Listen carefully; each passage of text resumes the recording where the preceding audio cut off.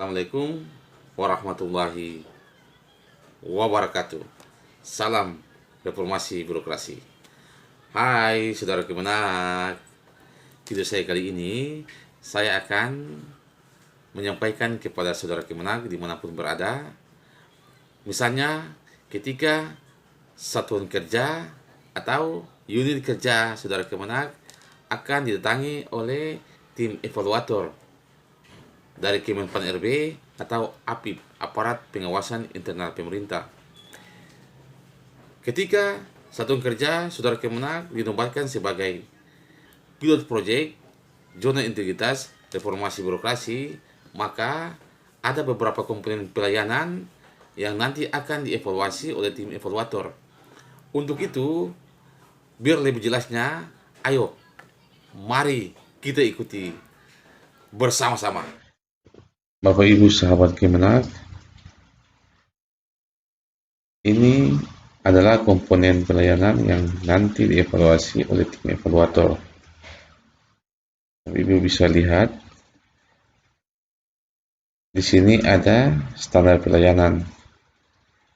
Ketika kita membangun suatu paradigma pelayanan melalui zona integritas, yang dimana ada sarana yang dinamakan dengan PTSP, berarti ada komponen-komponen atau ada instrumen-instrumen pendukungnya. Maka dari itu yang nanti akan dilihat adalah standar pelayanan yang memuat tentang syarat, prosedur, waktu pelayanan, biaya, produk, pengelolaan, pengaduan. Nah, ini adalah bagian yang terintegrasi daripada instrumen standar pelayanan. Ya. Kemudian yang berikutnya,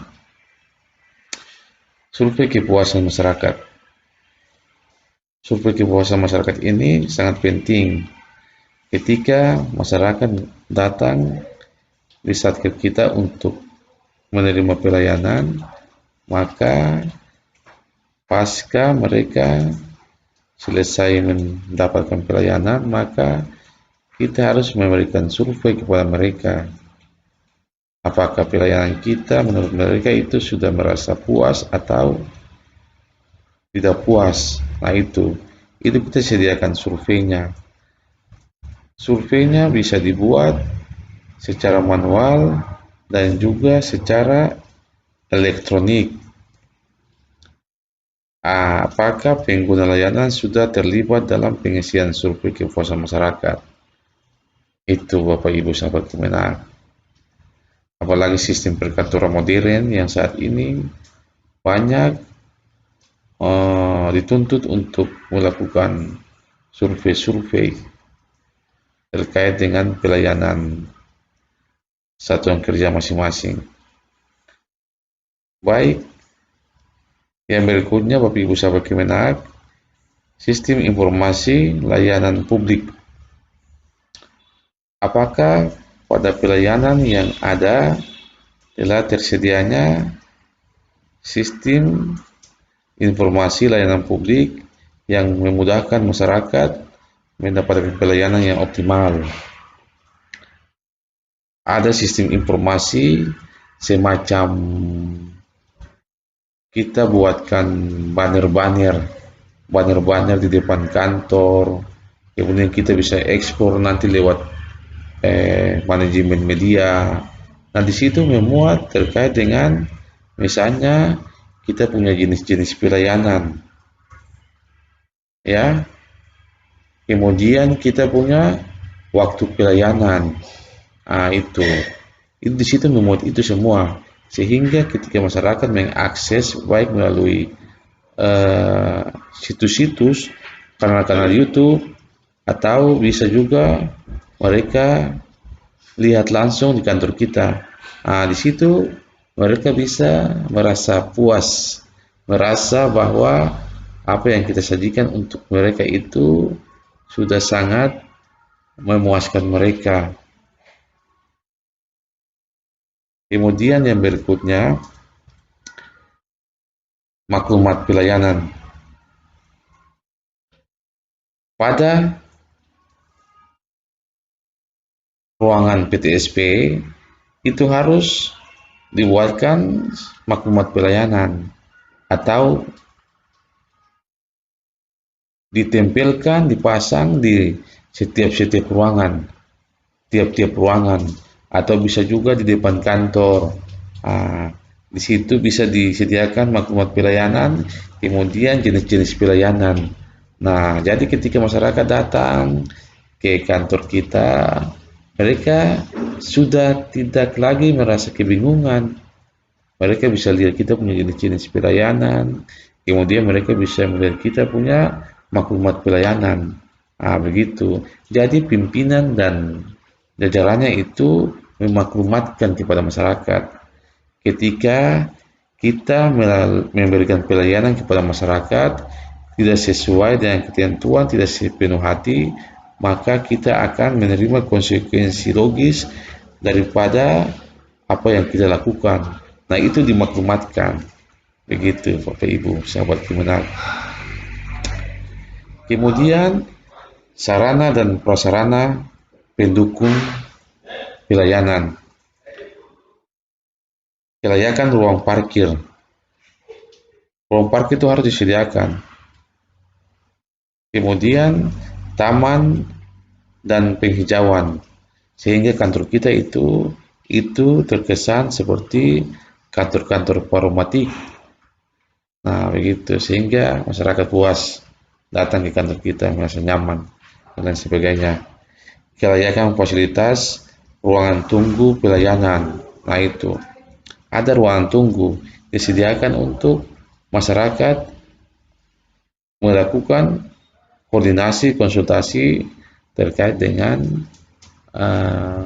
apa yang mereka ingin lakukan. Begitu. Makanya ketika mereka selesai melakukan pelayanan di ruang PTSP oleh front office, mereka itu ketika mau bertemu dengan salah satu pejabat atau salah satu pegawai, itu mereka harus kita sediakan ruang tunggu mereka seperti ruang transit. Di situ gunanya untuk apa?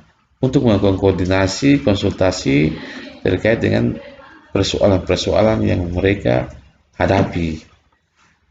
Kemudian ada sarana disabilitas seperti mereka punya kursi roda itu, kemudian pada ruangan PTSP itu harus kita sediakan jalan khusus untuk disabilitas bisa menggunakan kursi roda dan didorong untuk masuk ke tempat pelayanan. Kemudian juga ada sarana penunjang lainnya seperti sarana front office dan lain sebagainya.